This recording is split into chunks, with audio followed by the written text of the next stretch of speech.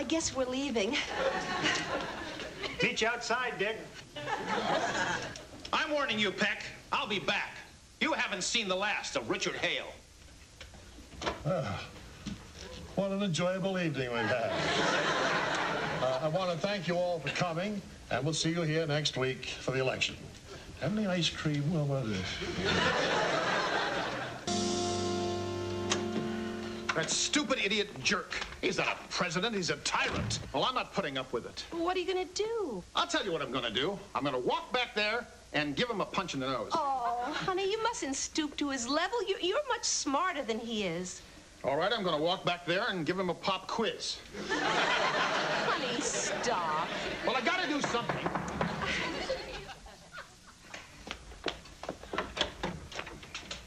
Ginny? Hi. Oh, Dick.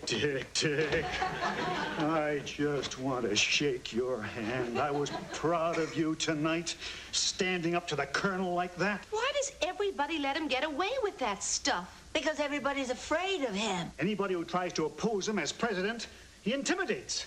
His brother, too. Boy, there's a scary guy. They're the kind of people who come in and take over. They're bullies. I don't think we ever felt that we had anybody who could stand up to them. That is, until tonight. Boy, you should have stayed till the end of the meeting. Well, I realize you couldn't, but you sure sparked something tonight, fella. When you left the meeting, the whole crowd was in a frenzy. Oh. Well, nobody was lighting torches and breaking furniture, but there was some pretty headstrong mumbling. It's true, Dick. People were wondering if you're the fellow who can finally unseat the colonel. Do you mean you want Dick to run for president? Not just us. Everybody wants it. Dick, I think if you would run against the colonel, you not only could win, I think you could get cable. Seriously? On the other hand, Ed, maybe it's not fair to ask Dick to go through what he'd have to go through. You're right. Challenging the colonel can be brutal. What does he do? He picks on people. You don't know what he's going to latch onto next. When he gets a hold of something, he humiliates them. Like with me. He picked on my pants. You see, he picks on one tiny, almost imperceptible thing. And he blows it all out of proportion. He started saying my pants looked like clown pants. And he started saying I was a clown. And he started to call me Bozo and Chucko. Pretty soon everybody was calling me that. I was a laughingstock. I finally told him to drop my pants and leave me alone. Well, I hope he did. No, Ed finally had to withdraw. Everyone does. It's the Peck brothers' strategy. Well, I'm not afraid of them. I can defend my pants. Well, they'll find something else. Do you remember what they did to poor Nathan Russell? With him, it was his height. They started saying he was too short to be president and that he'd have to stand on the table to conduct the meetings. They said he had a Napoleon complex. They said all short people were plotting to take over the world. Which may or may not be true. But it had no place in the campaign. They did that to anybody who opposed them. The worst thing is, they said it so much that, on some level, people began believing it. Well, I'll tell you one thing. When Pat and Peter Peck picked me to pick on, they picked the wrong person.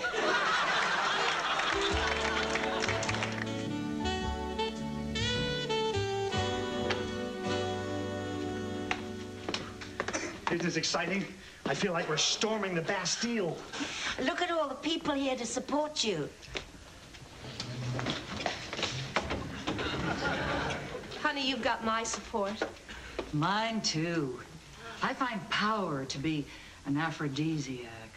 You find Thursday to be an aphrodisiac.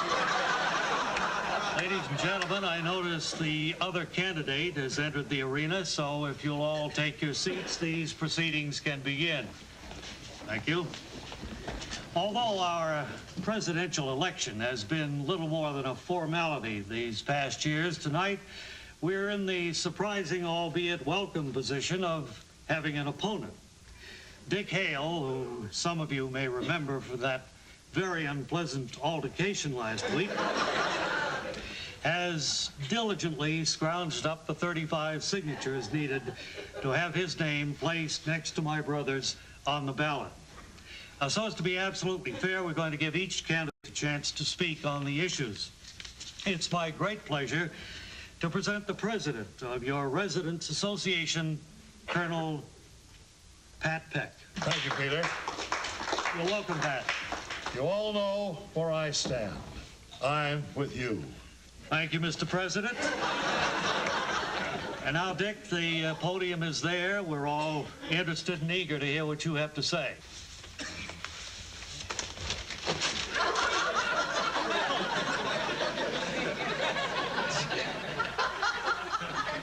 Ladies and gentlemen, I don't really know what the issues are, but I can tell you this. If I'm elected president, I will do everything within my power to serve you fairly and without intimidation.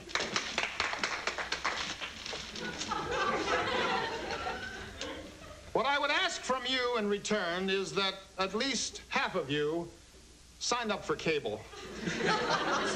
Thank you very much for your support. Before you sit down, as your opponent, may I be allowed one quick question? Sure. Have you ever in your life been physically fit? I beg your pardon? We were just wondering if you've ever been able to get a grip on that weight problem. Weight problem? Well, isn't it true when you were flying that you were affectionately referred to by your flight crew as being the portly pilot of Pittsburgh? They're doing it to you, Dick. Look out. Isn't it true, Dick, that you became a pilot because you were too heavy to fly as a passenger? I think everyone here realizes what's going on. It is obvious that I do not have a weight problem. Well, speaking of your weight problem, do you think you could take time out from your eating to actually perform your duties as president? People, this is absurd. I am not too fat to function. Dick, isn't it also a fact that the Humane Society has barred you from riding horses? Wasn't the Great Pittsburgh Fire doused by using one of your sport coats? Now, that's not funny. Oh, come on, Dick. Where's that good nature you fat people are famous for? All kidding aside, I have a suitcase I can't close. Could you come by later and sit on it for me? Well, enough debate. I think the time has come to take a vote. Unless, of course, you care to withdraw, Dick. I'm not withdrawing.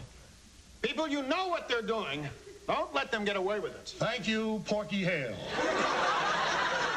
And so the people may vote in confidentiality, would both candidates now turn their backs? And the candidate's brother. Well, this shouldn't take long. Wilma, would you help to count, please? All those in favor of Colonel Peck say aye. Aye. Aye. All those for Dick Hale. Aye. Gentlemen, will you turn around and learn the verdict? Ed, we know the verdict. Well, ladies and gentlemen, your new president, Dick Hale.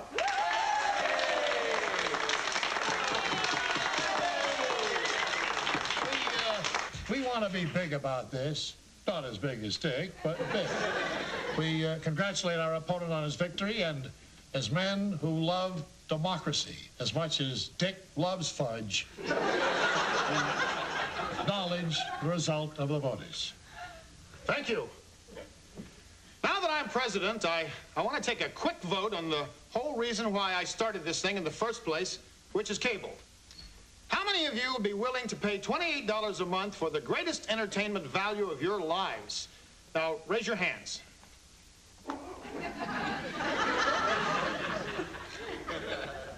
Well, I hate it here.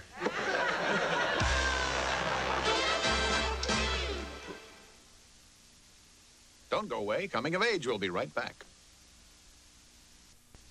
Honey, I want you to cheer up. I think you should be very happy. About what? I didn't want this. This whole thing started because all I wanted was better reception. But But you know something? If you had gotten what you wanted, you would have gone into that room to watch television for the rest of your life, and you may never have come out. I know you don't like this, but I think that being president is going to be good for you. I think it's going to force you to be involved in the community. It's going to force you to meet people. It's going to force you to reach out and make human contact. From now on, when people come to our door, you're not going to be able to turn away, and I think that's terrific.